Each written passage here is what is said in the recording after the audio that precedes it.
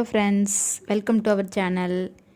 இன்றைக்கி நம்ம பார்க்க போகிற ரெசிபி ரொம்ப ஹெல்த்தியான ஒரு ரெசிபி, சேனக்கிழங்கு வறுவல்.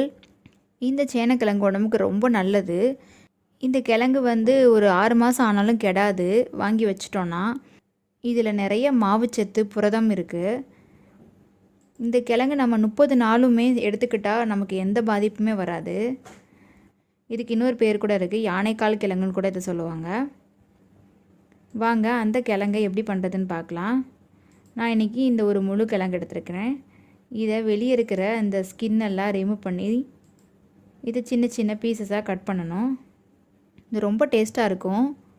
உருளைக்கிழங்கை விட இந்த கிழங்குல நிறைய சத்து இருக்குது. நம்ம கட் பண்ணி வச்சுருக்கிற இந்த கிழங்கை நல்லா வாஷ் பண்ணிக்கோங்க. இந்த கிழங்கு ரொம்ப சீக்கிரமாகவே வெந்துடும். இதை நல்லா வாஷ் பண்ணி எடுத்துகிட்டு வந்தாச்சு. அதுக்கப்புறம் இது வேக வைக்கலாம். இது ஃபுல்லாக தண்ணி ஊற்றி இதுக்கு தேவையான சால்ட்டு போட்டு இது நல்லா வேகட்டும். சில கிழங்கு சீக்கிரமாக வெந்துடும், சில கிழங்கு தான் வேக லேட் ஆகும். நீங்கள் ஒரு 15 நிமிஷம் கழித்து ஒரு கிழங்கை எடுத்து இந்த மாதிரி ஸ்பூன்கிட்ட கட் பண்ணி பாருங்கள். இது ரெண்டாக கட்டாச்சு அப்படின்னா இது வெந்துருச்சுன்னு அர்த்தம். ஒருவேளை இந்த கிழங்கு வேகலைன்னா இன்னும் கொஞ்சம் நேரம் இதை வேக வைக்கலாம். பாருங்கள், இது நல்லா வெந்துருச்சு. இதை நம்ம அப்படியே சாப்பிட்லாம். இதில் உப்பு எல்லாமே ஏறி நல்லா சூப்பராக இருக்கும்.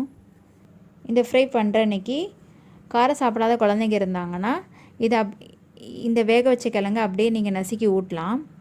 குழந்தைங்க நல்லா சாப்பிடுவாங்க. அடுத்து இப்போ நம்ம ஃப்ரை எப்படி பண்ணுறதுன்னு பார்க்கலாம். ஒரு பேன் எடுத்துக்கோங்க. அதில் கொஞ்சம் ஆயில் ஊற்றிக்கலாம்.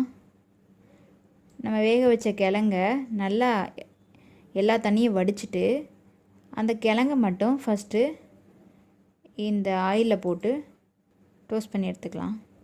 2 சைடும் நல்லா வேகிற மாதிரி திருப்பி போட்டு ஃப்ரை பண்ணிக்கலாம். பாருங்கள், இப்போது அதோட மேல் லேயர் நல்லா கிறிஸ்பியாக இருக்கும். நமக்கு இது ஆல்ரெடி வெந்த கிழங்கு தான், அதனால் ஜஸ்ட்டு அந்த மேலே இருக்கிற அந்த லேயர் நல்லா கிறிஸ்பியாகிற வரைக்கும் ஆயிலில் போட்டு எடுத்தால் போதும். இது ரொம்ப நேரம் வைக்கணும் அவசியம் இல்லை. அவ்வளோதான். இதை எடுத்துடலாம். எல்லா கிழங்கையும் இதே மாதிரி பொரித்து எடுத்துகிட்டு வந்துடலாம். அதுக்கப்புறம் நம்ம பொரித்து வச்ச அந்த கிழங்குல காரத்துக்கு ஏற்ற மாதிரி சில்லி பவுடர் எடுத்து இந்த மாதிரி தூவி விட்டுறலாம். தூவி விட்டு எல்லா சைடும் படுற மாதிரி ஈவனாக மிக்ஸ் பண்ணிக்கலாம். இந்த ஃப்ரை சாம்பார் சாதம், தயிர் சாதத்துக்கு சூப்பராக இருக்கும். இது குட்டி பசங்களுக்கு ரொம்ப பிடிக்கும். எல்லா சைடும் படுற மாதிரி நல்லா மிக்ஸ் பண்ணி விட்டுட்டு ஒரு 5 மினிட்ஸ் வச்சா போதும். ரொம்ப கிறிஸ்பியான டேஸ்டான சேனக்கிழங்கு ஃப்ரை ரெடி ஆயிடுச்சு. நீங்களும் உங்கள் வீட்டு குட்டீஸ்க்கு இந்த மாதிரி பண்ணி கொடுங்க. இது வெறும் ஸ்நாக்ஸாகவே சாப்பிட்ருவாங்க பசங்க. ரொம்ப டேஸ்ட்டாக இருக்கும். இதை சாப்பிடும்போது தேவைப்பட்டால் இதுக்கு மேலே கொஞ்சம் லெமன் புழிஞ்சிக்கலாம். சூப்பராக இருக்கும். நீங்களும் ஒரு தடவை இது மாதிரி ட்ரை பண்ணி பாருங்கள். அது எப்படி இருந்ததுன்னு எங்களுக்கு கமெண்ட் பண்ணுங்கள். இது வரைக்கும் நம்ம சேனலை சப்ஸ்கிரைப் பண்ணலைன்னா மறக்காமல் சப்ஸ்கிரைப் பண்ணுங்கள். Bye friends.